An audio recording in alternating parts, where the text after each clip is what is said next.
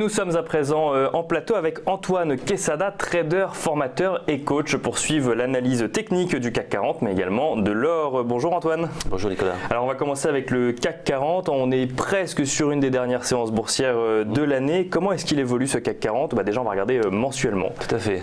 Ce fameux graphique que je vous présente déjà depuis des mois et qui est toujours d'actualité.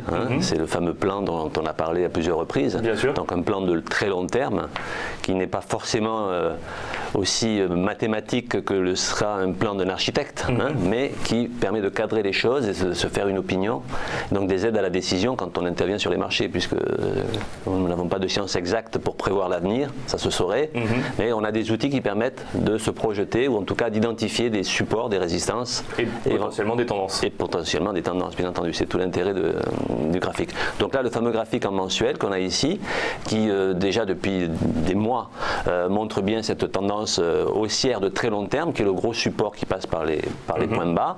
Et depuis des semaines également, j'en faisais un objectif théorique de baisse sur laquelle donc le marché potentiellement devrait rebondir. Maintenant, donc on s'en est approché, on y est pratiquement. Et donc à l'heure actuelle, cette oblique de support passe par les 4600 points ou 4620 pour être plus précis, puisqu'en fait, au fil du temps, comme c'est une oblique, ça n'est pas un prix fixe, par définition, le prix ne fait que monter, logiquement. Donc les futurs hier, qui ont donc continué la baisse après le spot, donc le CAC, sont allés carrément, pratiquement sur cette ligne. Et donc si ça ne fait que monter, ça veut dire que chaque jour qui passe nous rapproche d'un potentiel rebond sur oui, le CAC 40. Bien que ce soit du mensuel ici, effectivement, pour apprécier une petite montée, c'est quelques dizaines de points toutes les semaines ou même tous les mois, donc c'est du marginal malgré tout. Donc on peut dire qu'on est tout proche, ou en tout cas pratiquement sur cette ligne de support, qui est une oblique, qui par définition est moins puissante qu'un support horizontal, qui lui correspond à un prix fixe. C'est-à-dire qu'on dit que les cours ont de la mémoire. En fait, ce sont les investisseurs qui ont perdu sur un seuil, qui se souviennent à quel endroit ils seront contents de récupérer leur argent. Donc ça donne des supports et des résistances. C'est purement psychologique en fait. Donc pour le moment, c'est conforme à mes prévisions de ces derniers mois. On va voir comment la situation évolue. Bon. Alors, donc on va passer à l'hebdomadaire, mais juste quand on voit le mensuel, on se dit que c'est quand même plutôt positif pour 2019. Oui, mais potentiellement ça pourrait rebondir. Positif. Ceci dit, on ne sait jamais à l'avance où sera le point le plus bas. Et l'erreur que font beaucoup d'investisseurs, c'est de chercher à tout prix le point bas pour investir. Mais le point bas, on ne le sait qu'après que c'était le point bas. Donc,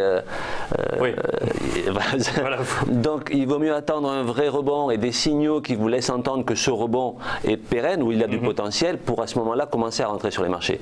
Sinon, chercher le point bas, c'est ce qui a amené beaucoup de gens à la ruine, à vouloir toujours investir parce que c'est moins cher. Ça c'est des biais naturels que nous avons tous. On pense toujours que c'est une bonne affaire. Effectivement, pour les soldes, ça marche comme ça, mais sur les marchés financiers, ça ne marche pas du tout comme ça, parce que le point bas, on peut chercher à l'identifier. Moi, je vous ai toujours dit que le 4600 d'après moi devait être potentiellement un point bas. Maintenant, si on regarde cette fameuse figure ici en hebdomadaire dont je vous ai parlé, reparlé, mais qui est toujours d'actualité, qui s'avère juste, c'est-à-dire que depuis des mois, là on est en hebdo, depuis des mois, ce biseau d'élargissement, qui est une figure d'essoufflement de hausse et donc de cassure baissière, il s'est avéré. Alors il y a eu plusieurs pullbacks, c'est courant, on casse, on revient, on casse, et là, donc cette figure qui donne une projection de potentiel de baisse, c'est l'intérêt des figures, le 100% de potentiel de baisse de cette figure ramène à 4460 points. On en est loin encore. Moi, je tablais sur le fait qu'on allait certainement ou rebondir sur l'oblique baissière qui était ici depuis long terme, ou alors, dans le pire des cas, sur les 4600. Et donc, hier, le CAC est allé sur... Alors, on va passer carrément sur le journalier. Sur le journalier, oui. Voilà, sur le journalier. Ce fameux tableau avec les ratios de Fibonacci dont je suis très friand. Et encore une fois, et on a l'occasion de se le dire régulièrement, je n'ai rien touché. Je ne fais que commenter la suite, en fait. C'est exactement le même plan. Le plan, lui, ne change pas, a priori. Donc, vous avez remarqué que dans la séance d'hier, puisque là, on est en journalier, le marché, donc le CAC est allé se poser, il a traversé sur le futur, mais il est allé se poser, on le voit bien ici, sur le palier 60 61,80% de Fibonacci. Oui, effectivement, on le voit, ouais. Il est posé dessus. Il s'est posé dessus, hein, en clôture, etc. Hein, puisque ce graphe date d'hier, après la clôture. Donc c'est vraiment la clôture d'hier. Vous avez remarqué que dans les jours qui ont précédé, on s'était posé, on avait légèrement traversé le palier de 50%. Donc on voit déjà la pertinence ici de ces seuils, alors qu'on part d'un graphique, d'un élément qui est tracé déjà depuis des mois. C'est ça qui est bluffant en fait. C'est ça qui a rendu. Ça correspond au plan, pas toujours, mais. Pas toujours, jamais avec une. Voilà, mais c'est souvent bluffant de précision. Donc là, on est sur 61,8%, qui est un ratio très important. Le 50 est très important parce que c'est un seuil qui est très souvent atteint et qui provoque des réactions. D'ailleurs, il y a eu une réaction sur les 50. Mais le 61,8%, il est très important. Pourquoi? Parce qu'après, si on regarde bien, après, c'est le vide, entre guillemets. C'est pas le vide, après, c'est 100%. Oui. Alors, pas obligatoirement en ligne droite ni quoi que ce soit. Et moi, je n'y crois pas. En tout cas, entre les deux, il y a quand même effectivement cette oblique. Voilà. Et là, je ne vais pas renier le discours que j'ai tenu ici ces dernières semaines. Il y a toujours cette oblique là qui, selon moi, va faire son travail. Maintenant, est-ce que ce travail, ça sera vraiment un travail définitif de rebond pour le long terme? Ça, je n'en sais rien. Mais que le marché reconnaisse cette oblique, j'en suis très convaincu. Et cette oblique, comme je l'ai dit, elle passe aujourd'hui par 4620 ou voilà, dans ces eaux-là. On va l'arrondir à 4600. Le marché aime bien les chiffres ronds, les seuils psychologiques. Donc, je maintiens cette idée du 4600 points. Si à terme, on venait à casser encore cette oblique, qui pourrait être à ce moment-là très ponctuelle, vous savez que les fameux sell-off, c'est-à-dire ça se traduit par quoi? Par la grosse panique dont je vous ai parlé, entre guillemets, qui fait que c'est souvent là que les marchés se retournent. Bien sûr. Hein? Je vous avais pris l'exemple du baigneur qui va au fond de la piscine et après il remonte. Voilà. Ouais. Mais tant qu'il ne touche pas le fond vraiment, ou alors il le touche à peine, il n'a pas assez d'impulsion. Moi j'y vois des lois physiques en fait. Hein. C'est comme pour ce fameux baigneur. Alors 4620 en clôture ou 4620 touché, on ne peut pas dire en clôture, c'est touché, hein, puisque le marché peut rebondir rapidement là-dessus. Mais voilà, donc je pense, mon intime conviction, c'est qu'on va certainement avoir une bougie qui va traverser ponctuellement cette oblique avec un excès et que le marché peut remonter à ce moment-là et laisser ce qu'on appelle une mèche en dessous, c'est-à-dire le point d'excès, peut-être le point de panique et c'est peut-être là le fameux sell-off. Mais bon, moi je ne suis pas devin, je me fie à mon plan et je ne veux en aucun cas être celui qui prédit à tout prix on ne le sait pas. On peut imaginer ça quand on voit ces graphiques. On peut imaginer ça. Voilà. Donc je maintiens mon idée de je respecte mon plan. On ne va pas remettre en question le plan au moment où on est en train de finir la maison. Bien sûr, bien sûr. D'accord. Non, mais on est à 4661 points là pour le moment, donc on va suivre ça dans les prochaines séances. On va passer à l'or maintenant et voir des graphiques qui montent peut-être un petit peu plus. Voilà, pour finir l'année en beauté. Mon intervention de cette année sur quelque chose de positif.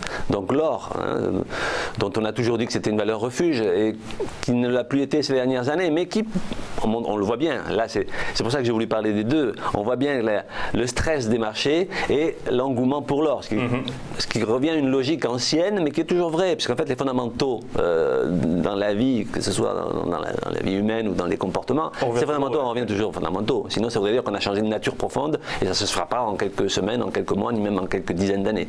Donc pour en revenir à l'or ici, donc je vous ai fait grâce du graphique en mensuel, simplement ici le graphique en hebdo, qui montre bien. Là c'est clair. Voilà, c'est une tendance haussière, voilà, avec 3 points de contact. Enfin, c'est du chartisme pur et dur, c'est vraiment bête et méchant, c'est un tracé. Voilà. Bon, ça n'a pas l'air d'avoir envie de changer de tendance pour le moment. Pour le moment, non. Donc on va passer au journalier qui est plus précis. Ce fameux triangle, en tout cas ces deux triangles superposés qu'on a ici, le premier était celui qui était en dessous, forcément, et le deuxième, le plus gros, tracé sur cette oblique qui passait par 3 points hauts.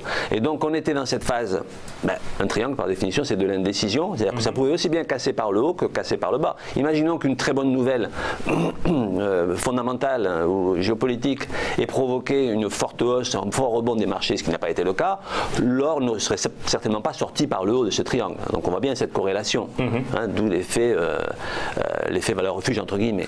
Donc la réaction, et là c'était flagrant de voir le comportement de l'indice, du CAC, enfin des indices en général. Indices, oui, effectivement, européens et américains. Absolument. Et la réaction de l'or. Et c'était assez amusant de voir donc déjà cette cassure qui a eu lieu par le haut, qui était la plus probable dans un contexte géopolitique actuel.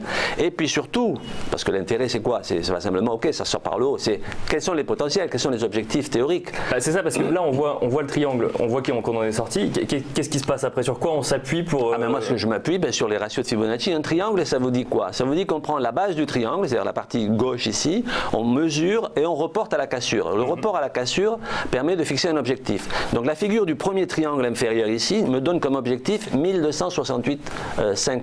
Oui. Alors là le graphe... Et on voit donc c'est la ligne verte. Tout à fait. Le graphe date d'hier, mais l'or n'a pas clôturé. Hein. Donc hier, le marché est allé à 1266. Donc 1266 $.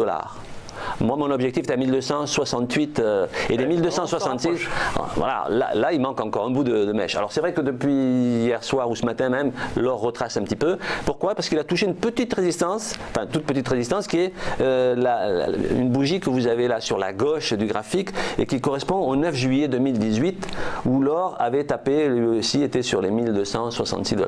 Hein. Donc, bref, vous avez vu là aussi les ratios de Fibonacci, donc en extension, qui me permettaient de voir. Donc, la dernière fois que j'ai parlé de l'or ici, j'avais fixé comme un premier objectif 1200, enfin les auditeurs s'en souviendront, j'avais fixé comme objectif les 61,8% ici du potentiel de hausse, donc des 100%, c'est-à-dire 1247 $, oui, qui a été atteint et sur lequel, là aussi c'était très prévisible, sur lequel, sur les 61,8%, le marché se stabilise. Oui, c'est un peu comme... Tout à fait.